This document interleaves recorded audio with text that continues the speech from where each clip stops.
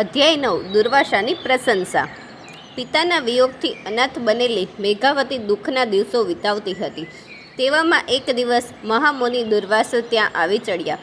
દુર્વાસા મહાક્રોધી હતા। તેમના ક્રોધથી દેવો પણ ડરતા હતા। એકવાર શ્રીકૃષ્ણ રૂક્ષ્મણી અને દુર્વાસા સાથે રથમાં બેસીને પ્રવાસ કરતા હતા। તેવામાં રૂક્ષ્મણીજીને તરસ લાગે, તેથી તેમણે પાણીની માંગણી કરી।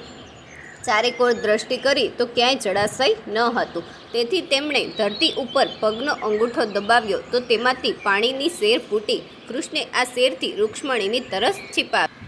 આ જોઈ મુનિ દુર્વાસાનો ક્રોધ ભભૂકી ઉઠ્યો। તે બોલ્યા, મારા હોવા છતાં તે મને પૂછ્યા વિના પૃથ્વીમાંથી ખેંચીને ગંગાજળ પાયું છે, તેથી હું તને શાપ આપું છું કે તમારા બંનેનો વિયોગ થજો। આ દુર્વાસા મુનિ જેવા ક્રોધિત હતા એટલા પ્રેમાળ પણ હતા। તેઓ શાપ અને વરદાન બંને આપી જાણતા। આવા મહાક્રોધિત દુર્વાસા મુનિને પોતાના આંગણે આવેલા જોઈ મેઘાવતીએ મહર્ષિ દુર્વાસાનું સન્માન કરી પાદ પ્રક્ષાલન કરી દંડવત પ્રણામ કર્યા। તે બોલી, આપના આગમનથી મારો આશ્રમ અને મારો જન્મ સફળ થયો છે।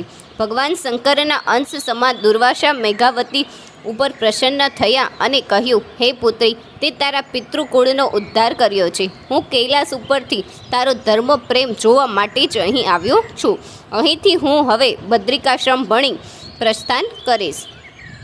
દુર્વાસાના વચનો સાંભળી મેઘાવતીએ કહ્યું, હે મહર્ષિ, આપના દર્શનથી મારો શોક દૂર થયો છે। આશ્રમમાં હું એકલી અને અનાથ છું। આપના આગમનથી જાણે મારા પિતા મને મળ્યા હોય એટલો આનંદ થયો છે। મહર્ષિ, મારો કન્યાકાળ વીતી જાય છે, તેથી કોઈ યોગ્ય યુવક મારું પાણી ગ્રહણ કરે તેવો ઉપાય બતાવો। એમ કહી મેઘાવતી બે હાથ જોડી ઊભી રહી। પુરુષોત્તમ ભગવાનની જય, કાઠા ગોરમાની જય।